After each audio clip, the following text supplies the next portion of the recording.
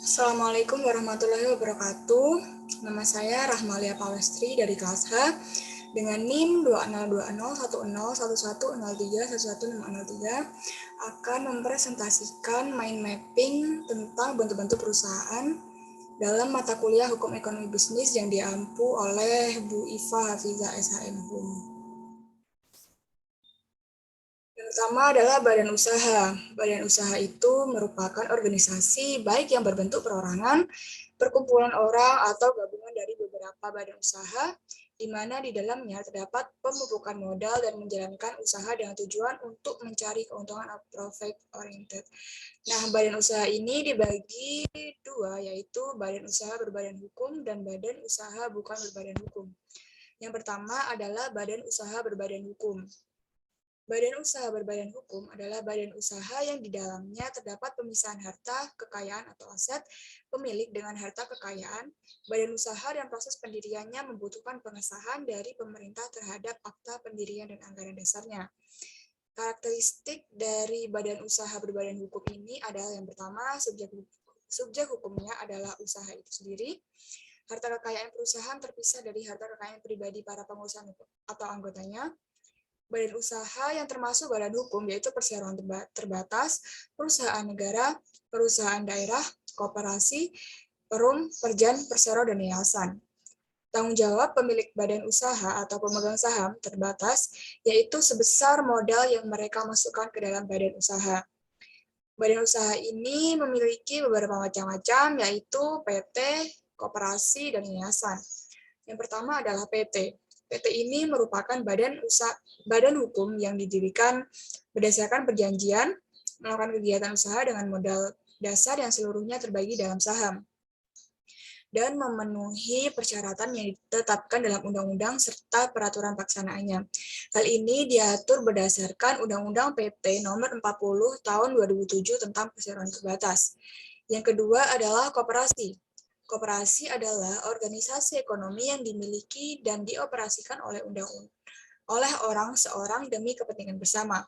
Koperasi merupakan badan hukum yang beranggotakan orang seorang atau badan hukum koperasi dengan berlandas prinsip koperasi dan asas kekeluargaan. Tujuan meningkatkan kehidupan ekonomi anggota koperasi dan masyarakat di sekitarnya, meningkatkan kesejahteraan ekonomi anggota koperasi dan masyarakat di sekitarnya, dan menjadi skop guru dalam perekonomian nasional.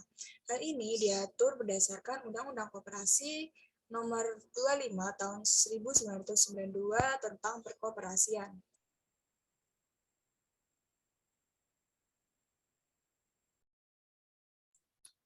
Koperasi sendiri ada dua jenis, yaitu yang pertama primer, yaitu adalah koperasi yang didirikan oleh dan beranggotakan orang seorang yang dibentuk paling sedikit 9 orang. Yang kedua, koperasi sekunder adalah koperasi yang didirikan oleh dan beranggotakan orang seorang yang dibentuk paling sedikit 9 orang.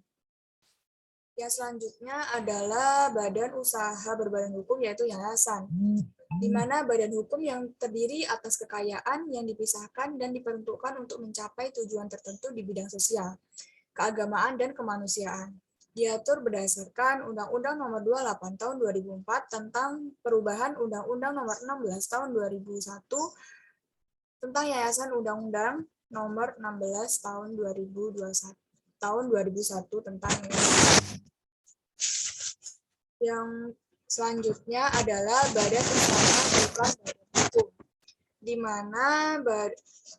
mana hal ini didirikan berdasarkan perjanjian persekutuan antara dua orang atau lebih yang mengikatkan diri untuk bekerja sama secara terus-menerus dengan memberikan pemasukan berupa uang, barang, tenaga, keahlian, dan atau klien atau pelanggan guna diusahakan bersama, mempunyai nama dan tempat kedudukan tetap dengan tujuan mencari dan membagi bersama keuntungan yang diperoleh. Badan usaha bukan badan hukum merupakan badan usaha yang mencakup persekutuan perdata, persekutuan firma, dan persekutuan komentator atau CV. Nah, karakteristik dari badan usaha bukan badan hukum ini yaitu yang pertama, subjek hukumnya adalah orang-orang yang menjadi pengurusnya. Yang kedua, harta perusahaan bersatu dengan harta pribadi para pengurus atau anggota. Yang ketiga adalah badan usaha yang bukan badan hukum, adalah firma, CV, dan lainnya. Tanggung jawab pemilik badan usaha tidak terbatas. Risiko yang dimiliki oleh badan usaha lebih besar. Perlindungan hukum terhadap badan hukum menjadi lemah. Badan usaha bukan badan hukum ini dibagi menjadi tiga, yaitu persekutuan perdata, persekutuan firma, dan persekutuan komoditas atau CV. Yang pertama adalah persekutuan perdata. Persekutuan perdata adalah persekutuan yang menjalankan profesi secara terus-menerus dan setiap sekutunya bertindak atas nama sendiri serta bertanggung jawab sendiri terhadap pihak ketiga. Yang kedua adalah persekutuan firma, di mana badan usaha bukan badan hukum yang setiap sekutunya berhak bertindak untuk dan atas nama persekutuan, serta bertanggung jawab terhadap pihak ketiga secara tanggung renteng sampai harta kekayaan pribadi. Yang terakhir adalah persekutuan komanditor atau CV, di mana CV adalah persekutuan yang didirikan oleh satu atau lebih sekutu komanditor dengan satu atau lebih sekutu komplementer untuk menjalankan usaha secara terus-menerus. Nah, itu adalah penjelasan dari saya mengenai bentuk-bentuk perusahaan.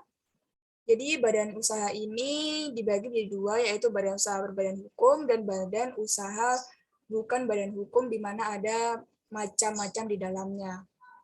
Sekian presentasi dari saya, kurang lebihnya mohon maaf. Wassalamualaikum warahmatullahi wabarakatuh.